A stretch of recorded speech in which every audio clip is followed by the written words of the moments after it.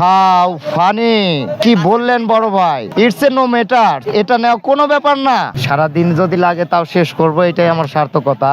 হ্যাঁ, এটাই last target.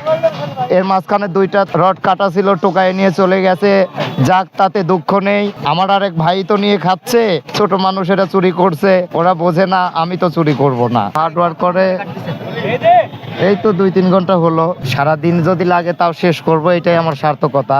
আমি এখান থেকে কাটবো, এটাকে শেষ করব, এটাই আমার ইচ্ছা।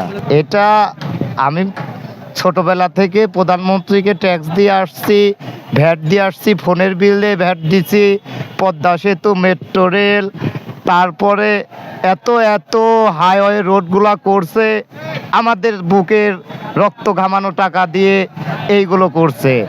তো আজকে এই বিল্ডিং করছে আমার আপনার প্রত্যেকের টাকা দিয়ে অবৈধভাবে, সেই টাকা আমরা খসিয়ে খসিয়ে নিয়ে চলে যাচ্ছি, যার যার হক শেষে নিয়ে চলে যাচ্ছি। আমিও আমার হক ছিনিয়ে নিয়ে চলে যাচ্ছি। আমার নাটোরে গিয়ে আমি আমার মন মতো করে আমি রাজপ্রাসাদ গড়ব, সেখানে আমার টাকা ছিনিয়ে নিয়ে চলে যাচ্ছি। হ্যাঁ, নাটোর থেকে। হ্যাঁ, কাটতেইছি। কালকেও 12টা পর্যন্ত ধ্বংসলীলায় ছিলাম।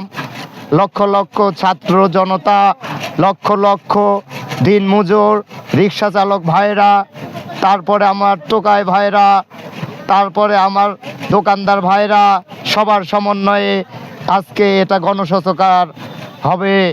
খুব খুশি, তাতে আমরা খুব খুশি। কারণ আলহামদুলিল্লাহ স্বৈরাচারী নিপাত যাক। আমার তো মনে হয় আমি 80% কেটে ফেলছি, আপনার কাছে মনে হচ্ছে 30%। হ্যাঁ, এটাই লাস্ট টার্গেট। এর মাঝখানে দুইটা রড কাটা ছিল, টোকায় নিয়ে চলে গেছে, যাক তাতে দুঃখ নেই। আমার আরেক ভাই তো নিয়ে খাচ্ছে, ছোট মানুষেরা চুরি করছে, ওরা বোঝে না, আমি তো চুরি করব না, আমি খেটেই খাবো। হাউ ফানি কি বললেন বড় ভাই, ইটস এ নো ম্যাটার, এটা নেওয়া কোনো ব্যাপার না। এখান থেকে যদি এত এত জিনিসপাতি ওই দেশে নিয়ে যাওয়া যায়, আমরা উত্তরবঙ্গ থেকে ঢাকাকে প্রত্যেক দিন কত কিছু সার্ভিস দেই, আর এই চার নিতে পারবো না। হ্যাঁ, এটা সিটি, এটা আমি ঝুলিয়ে রাখবো আমার বাসায়। নামটা জানতেই হবে।